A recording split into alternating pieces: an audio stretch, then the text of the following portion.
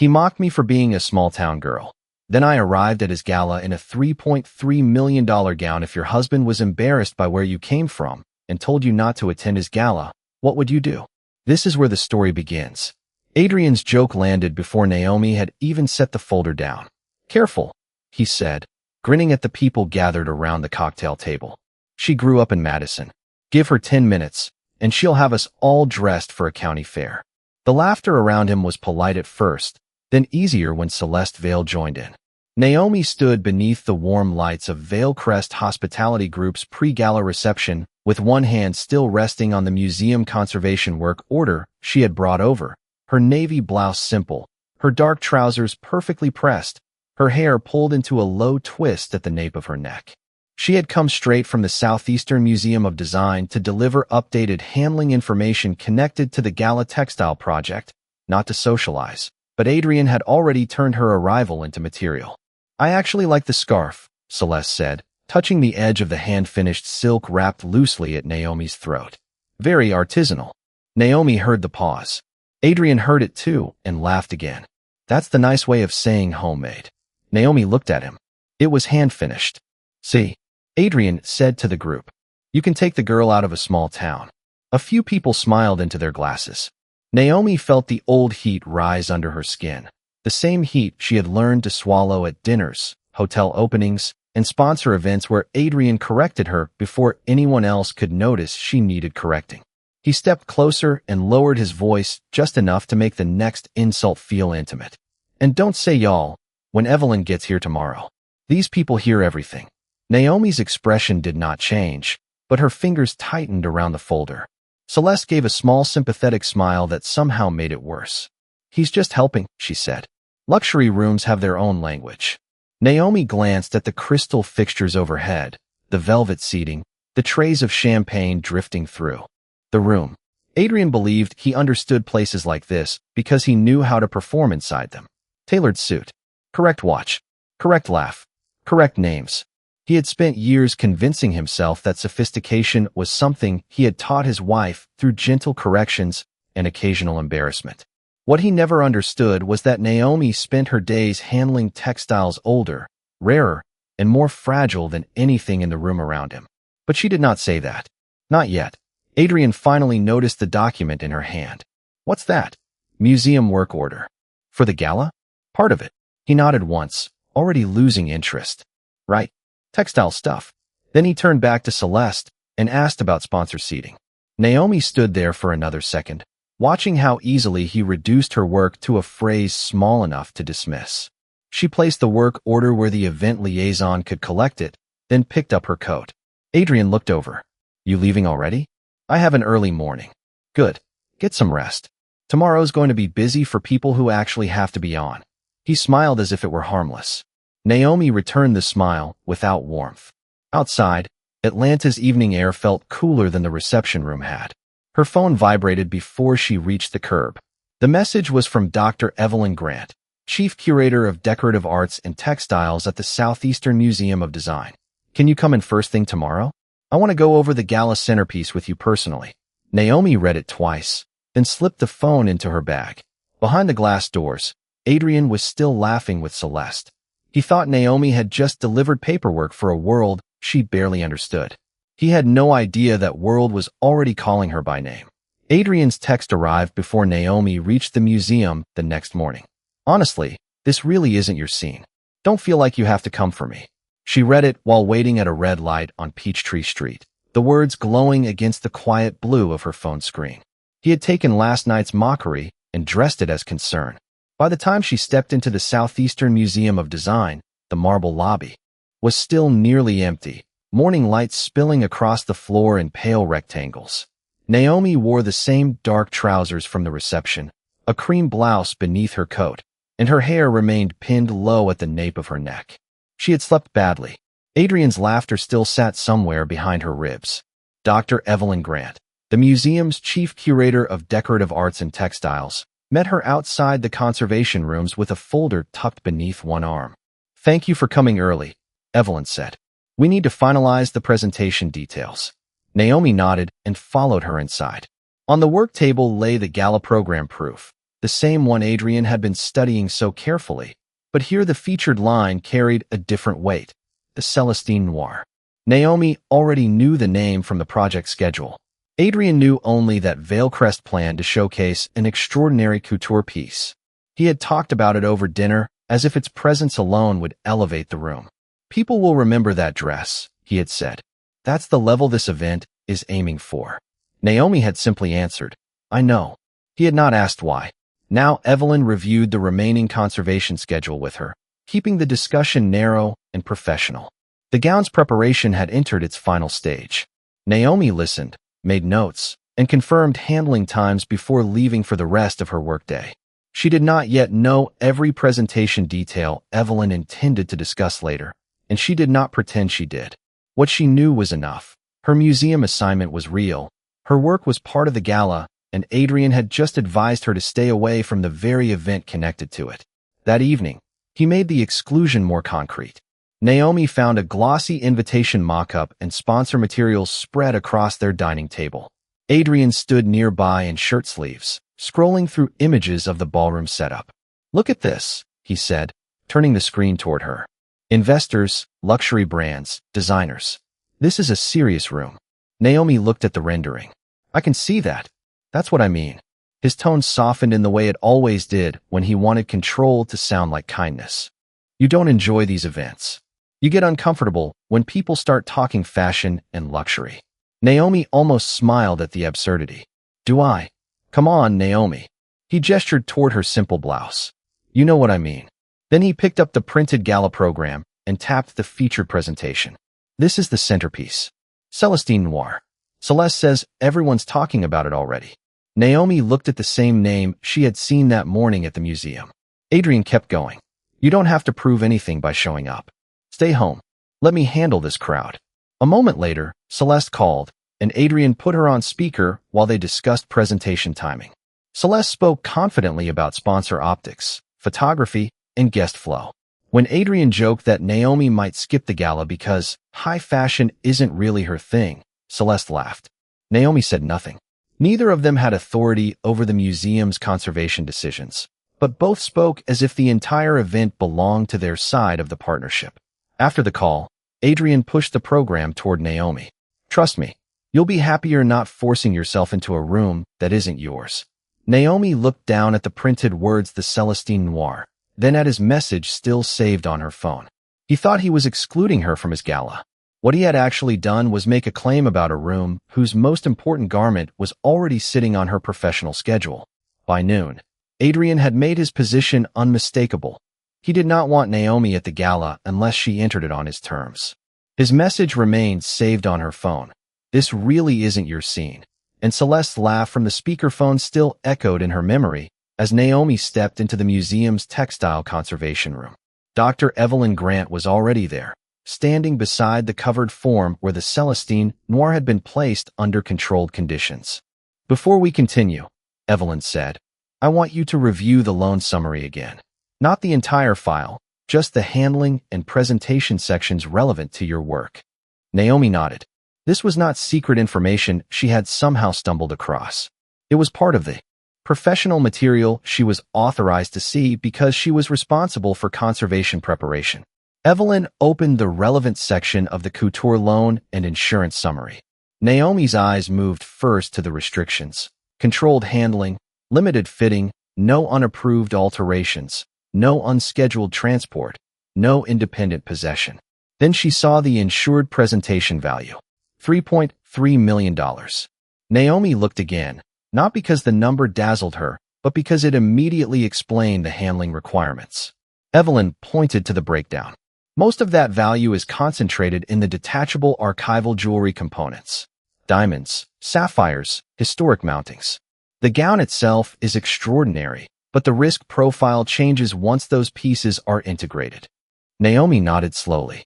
So every fitting has to minimize movement and contact. Exactly. There was no fantasy in the number.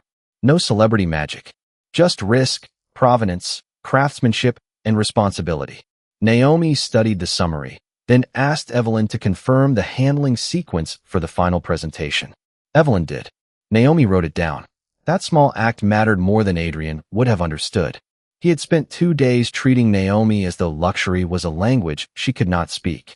Here, no one cared whether she knew the right cocktail fork. They cared whether she understood tension points in silk velvet and how much pressure an archival mounting could tolerate. Her phone buzzed inside her bag. Adrian, you good staying home tomorrow? I don't want you feeling awkward when everyone's dressed to the nines. Naomi stared at the screen for a moment, then saved the message with the earlier one instead of responding. He was not legally barring her from anything. He had no authority over the museum, the gown, or the presentation. What he was doing was social pressure, repeating the same exclusion until it sounded like a reasonable decision Naomi had made herself. When she returned to their house that evening, Adrian was laying out his tuxedo across the bed. Did you talk to Evelyn? He asked casually. Yes. More textile stuff? Naomi looked at him. Yes. He nodded as if that confirmed everything he believed. Good. Keep busy with that. Tomorrow's going to be chaos on my side. She almost asked him what he imagined her side looked like. Instead, she opened the drawer where she kept her professional notes and placed her copy of the conservation work order beside the relevant loan handling summary. No secret file. No stolen information. Just documents she was entitled to retain for the work she had been assigned. Adrian watched her for a second. You're really not upset about skipping? You've made your preference clear. He smiled, relieved. I just know these rooms better than you do. Naomi closed the drawer. Later, after Adrian fell asleep, she sent one short message to Evelyn. Can we confirm the final fitting discussion tomorrow morning? Evelyn replied almost immediately. Yes. Come at 9. I want to review the wearer requirements with you personally. Naomi read the words twice. Adrian thought he had successfully pushed her out of the gala. Quietly, Naomi had just confirmed that the one person who actually controlled the museum's presentation decisions was still expecting her inside the process. The next morning, Naomi arrived at the museum at 9 exactly, and Evelyn did not waste time pretending the discussion was casual. She led Naomi into the controlled fitting area, reviewed the existing loan restrictions, then opened the fitting and wearer authorization already prepared through the museum's presentation process. Before anything is finalized, Evelyn said, I need you to understand that this is not a favor and it is not a publicity stunt. Naomi looked at her. Then what is it? Risk management. Evelyn tapped the page. You know the construction. You know the stress points. Your measurements fit the display specifications. Bringing in a separate model would mean more fittings, more handling, and more opportunities for damage. The archive approved the presentation plan under those conditions. Naomi read the authorization carefully. It did not make the gown hers. It gave her no right to take it home, alter it, lend it, or wear it anywhere outside the controlled gala presentation. It simply named her as the authorized wearer under the museum's procedures. She signed where required to acknowledge the handling conditions, then handed the page back to Evelyn. That was the first time all week Naomi felt something inside her settle. Not triumph. Recognition. For years, Adrian had made sophistication sound like something she borrowed from him. Here, the thing everyone else considered priceless was being entrusted to her because of skills she had learned long before he entered her life. The thought carried her back to Madison, Georgia, to a kitchen table scarred by years of use and her grandmother's hands guiding hers through a torn silk hem. Naomi had been 12, frustrated because every stitch she made looked uneven. Slow down, her grandmother had said, gently removing the needle from her fingers and threading it again. Fabric tells you what it can take. You pull too hard, you ruin it. The dress they were repairing was not expensive. It had belonged to a neighbor and smelled faintly of lavender and cedar. Naomi remembered asking why anyone would spend so much time fixing something old. Her grandmother smiled. Expensive doesn't mean precious. Precious means somebody knew how to keep it alive. Naomi had never forgotten that sentence. Years later, after she married Adrian, those same hands had adjusted the back of his tuxedo jacket before one of his first major corporate events. He stood in front of their bedroom mirror, nervous beneath the confidence he was trying to perform. Naomi smoothed the collar, fixed the line at his shoulder, and told him he looked good. Adrian smiled, then hesitated. One thing. She met his eyes in the mirror. What? Tonight? Maybe soften the accent a little. Naomi went still. My accent. You know what I mean. My colleagues won't get the small town thing. I just want them to see you the way I do. At the time, she had heard love beneath the request. She had nodded. Through the years, that became a pattern. One softened vowel. One childhood story left untold. One outfit Adrian chose because it looked more Atlanta. Naomi kept giving up small pieces because she believed marriage meant making room for each other. Adrian eventually forgot that she was the one, making most of the room. Back in the museum, Evelyn adjusted the protective covering around the gown form and handed Naomi her copy of the wearer authorization. "Tomorrow night," she said, "you enter only when I cue you. No improvising. No extra handling. We follow the plan exactly." Naomi folded the document into her professional folder. On her way out, her phone buzzed with another message from Adrian. "Hope you're not second-guessing staying home. Trust me, you'd hate this crowd." Naomi read it without anger. Then she looked at the authorization in her hand and remembered her grandmother's voice. Precious means somebody knew how to keep it alive. Adrian had spent years teaching Naomi how to disappear in his world. The museum had just confirmed that the very hands he dismissed were the reason she would be allowed to walk into its most important room. By the afternoon before the gala, every fact Adrian had dismissed was sitting in front of Naomi under museum lighting, stripped of glamour and reduced to responsibility. Dr. Evelyn Grant stood beside the Celestine Noir while Naomi reviewed the final presentation materials already established through the museum and couture loan process. The gown did not belong to Naomi, Veilcrest, or the museum. It remained the property of Maison Laurent Archive, which had authorized its temporary loan under strict conditions. The museum held controlled custody for the exhibition. Evelyn managed the display procedures within those conditions, and Naomi's access existed only because of her conservation assignment and authorized role in the live presentation. She could not take the gown home, alter it, lend it, sell it, or decide to wear it somewhere else. Even tomorrow night, she would wear it only during the approved presentation and only according to the handling plan. Naomi appreciated those limits. They made the truth cleaner. Nothing about the moment depended on pretending the dress was hers. Evelyn turned to the insurance summary Naomi had already reviewed. "The presentation value stays at $3.3 million, she said. Naomi nodded. Roughly $300,000 of that insured value was attributed to the one-of-one couture garment and its archival craftsmanship.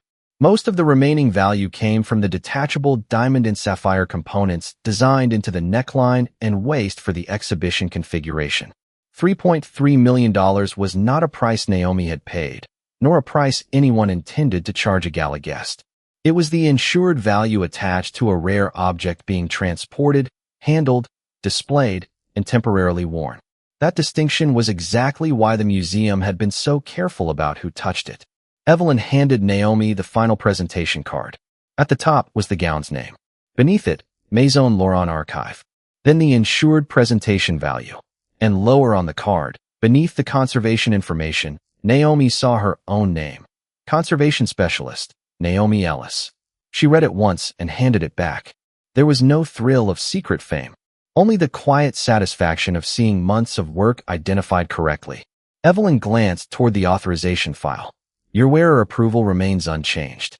You know the construction better than anyone else involved in the presentation, and your measurements work without another round of unnecessary fittings. That is why the archive accepted this plan." Naomi understood what that meant, and, just as importantly, what it did not. Evelyn had authority over museum procedures, not over Adrian, Veilcrest, or Naomi's marriage. Maison Laurent controlled the loan. Naomi's authorization was narrow. The entire mechanism worked because everyone stayed inside the role they actually possessed. That evening, Adrian stood in their bedroom adjusting his cuff links while Naomi folded an ordinary blouse on the bed. "Last chance to change your mind," he said. "About what?" "Tomorrow." He smiled at her reflection. "Trust me, clothes like that wear the woman.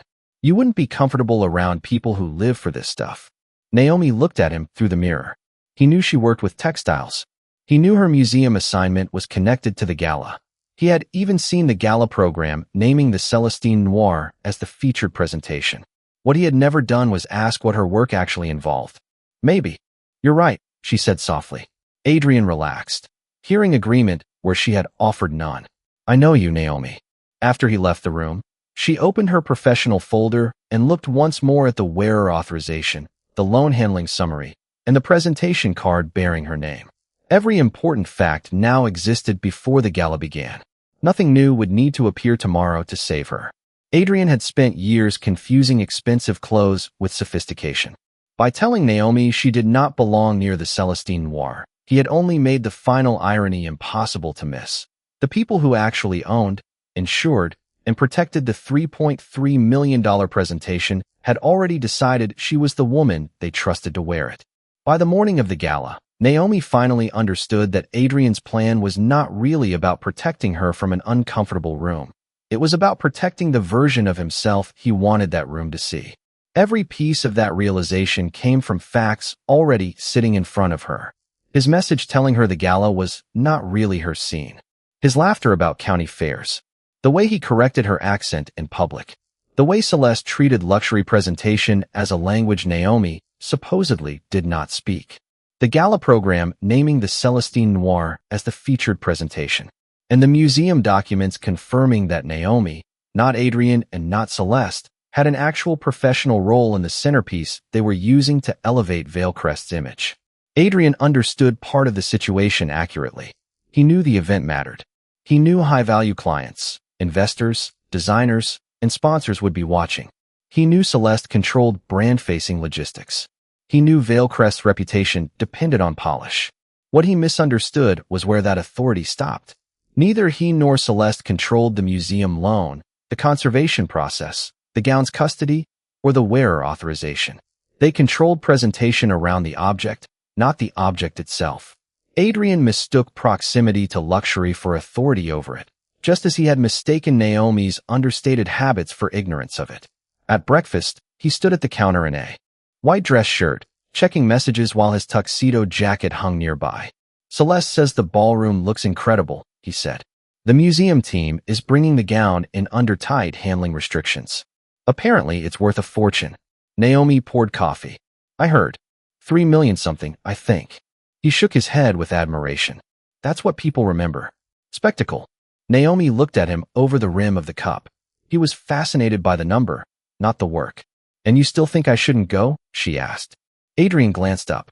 Naomi, don't make this into a thing. I'm trying to spare you. From what? From feeling out of place. He said it gently, almost kindly. That was the part that hurt most. Adrian had convinced himself that exclusion was care. He believed if Naomi stayed home, he could move through the gala without worrying about her accent, her quiet wardrobe, or whether someone might associate him with the small-town life he had spent years distancing himself from. Celeste reinforced that illusion when she called a little later. Adrian put her on speaker while fastening his watch. We're all set, she said. Sponsor arrival at 6:30, museum presentation after dinner. Tell Naomi she's lucky she gets to skip the chaos. Adrian smiled at Naomi. See? Celeste laughed. Honestly, she'd hate half these people. Naomi said nothing. Celeste did not know who the authorized wearer was. Adrian did not know either. Their confidence came from assumption, not information. Naomi left for the museum before noon. Evelyn reviewed the same presentation plan, the same handling limits, the same authorization already established. No new mechanism. No surprise rescue. We proceed exactly as approved, Evelyn said. You arrive through the service side, final fitting under supervision. Then you wait for my cue. Naomi nodded. Understood. Any concerns? Naomi thought of Adrian's message, his smile, Celeste's laugh, the years of being told which parts of herself fit and which parts should stay home. No, she said. Not anymore. That evening, Adrian dressed without asking what Naomi planned to wear, because he still believed she would not be there. Before leaving, he kissed her cheek and said, Enjoy the quiet night. Naomi watched the door close behind him. Then she picked up her professional folder and left 10 minutes later for the historic hotel ballroom where Adrian was about to tell people, by his behavior if not his words, that his wife did not belong. This time, Naomi decided not to correct him in private. She would let the gala itself answer him. By the time Adrian stepped onto the ballroom floor, he believed he had solved the only problem that had worried him all week. Naomi was not there. The Veilcrest Heritage and Design Gala filled the restored Atlanta hotel with polished marble, amber chandeliers, and tables dressed in black linen beneath arrangements of white orchids. Adrian moved through it easily in a tailored black tuxedo, shaking hands with investors and hospitality executives, while Celeste Vale worked the sponsor side of the room in a silver evening gown, checking timing with event staff and smiling for photographs. To everyone watching, Adrian looked exactly like the man he had spent years trying to become. When one colleague asked where Naomi was, he gave the answer without hesitation. She decided to sit this one out, he said with a knowing smile. These events overwhelm her a little. Celeste laughed softly beside him. Probably for the best. Tonight is intense. Adrian nodded, pleased by how reasonable the story sounded. He did not say that he had told Naomi she did not belong. He did not mention the message advising her to stay home. He simply converted his preference into her supposed discomfort and let the room accept it. Dinner ended. The lights dimmed slightly. Celeste moved toward the edge of the ballroom as museum staff prepared the featured presentation. Adrian straightened, suddenly attentive. He had been talking about the Celestine Noir for days, repeating its rumored value to anyone important enough to impress. This is the centerpiece, he told the colleague beside him. Valecrest wanted something people would remember. Across the room, Dr. Evelyn Grant stepped onto the stage. As chief curator of decorative arts and textiles at the Southeastern Museum of Design, she was there for one purpose: oversee the museum's portion of the gala and present the garment according to the loan conditions already established. Ladies and gentlemen, Evelyn began. Tonight's featured object represents not only extraordinary couture craftsmanship, but the responsibility involved in preserving objects whose beauty can make us forget how vulnerable they are. Adrian glanced toward Celeste with a satisfied smile. The ballroom doors at the rear remained closed. Behind them, Naomi stood under controlled supervision in the garment Adrian had spent the week admiring from a distance. The black silk velvet shaped cleanly over her body, the sculptural neckline carrying the detachable diamond and sapphire components exactly where the presentation plan required. Her hair had been swept into a low-polished style that left the neckline unobstructed. Nothing about her looked like the woman Adrian had mocked for a handmade scarf. But Naomi did not feel transformed. That was the strange part. The gown had not made her different. It had only made visible the precision Adrian had refused to see. Evelyn continued. The Celestine Noir is being presented tonight under controlled museum and archive conditions. A cue was given. The ballroom doors opened. Naomi stepped forward. Conversation stopped in pieces. First the guests nearest the entrance turned. Then the people beside them. Then Adrian. His face changed so quickly that Celeste followed his stare before she understood why. Naomi walked slowly into the ballroom, not as Adrian's wife arriving late, but as part of the museum presentation. The diamonds caught the chandelier light with every measured step. The sapphires at the waist flashed dark blue against the black velvet. Adrian's colleague whispered, "Is that Naomi?" Adrian did not answer. Celeste's mouth parted slightly. Naomi kept her eyes forward until she reached the marked presentation position near the stage. Only then did she look across the room and meet her husband's stare. For the first time all week, Adrian had nothing to correct. Evelyn stepped beside Naomi and raised the microphone again. "Before you admire the piece," she said, "you should know the woman trusted to wear it." Evelyn let the silence hold for one more beat before she turned toward the presentation card displayed beside the stage. "This is Naomi Ellis," she said, her voice calm and precise.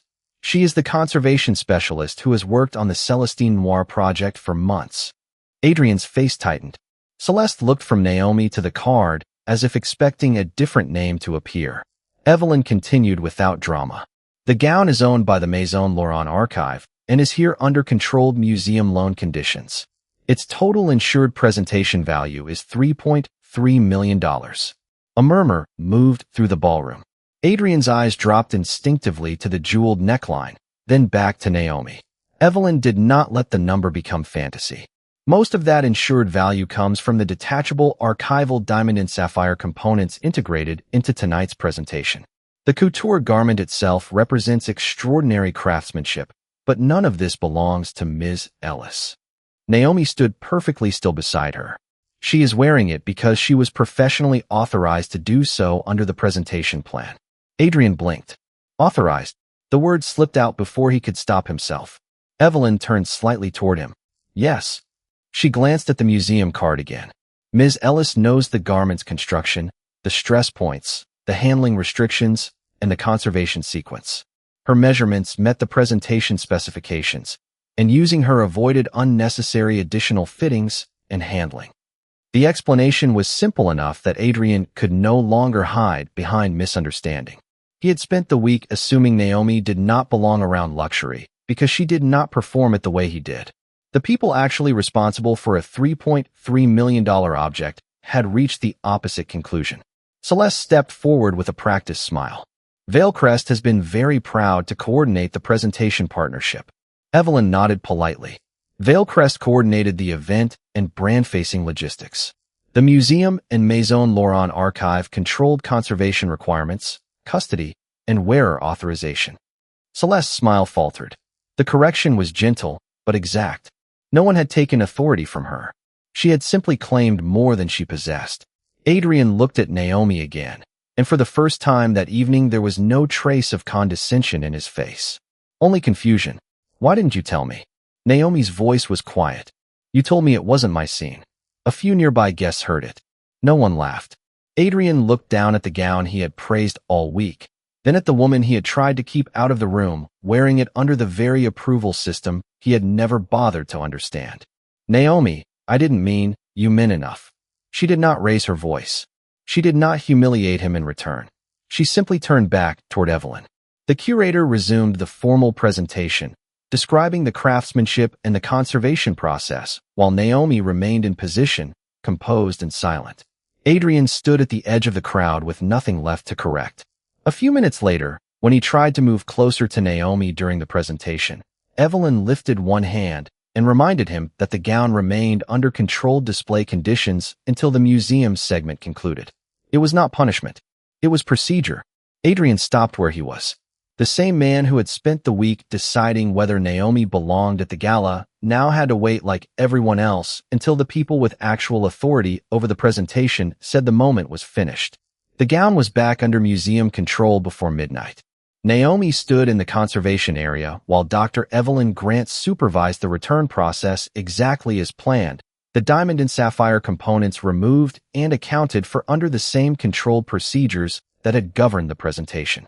By the time Naomi changed back into her own clothes, the ballroom applause felt like something that had happened to another version of her. The Celestine Noir had never been hers. The value had never been hers. The authority had never been hers. What belonged to Naomi was simpler. The work, the skill, and the certainty that Adrian had been wrong about what made her sophisticated. She did not ask Evelyn to confront Veilcrest.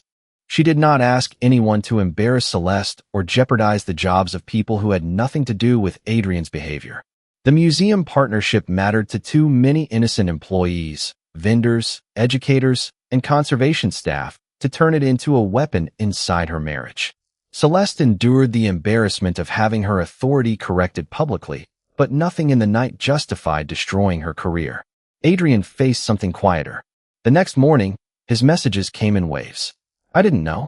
You should have told me. We need to talk. Naomi read them without replying. For years, she had explained herself before he even asked. This time, she let the silence remain his problem. Over the next several weeks, her life became less dramatic and more honest.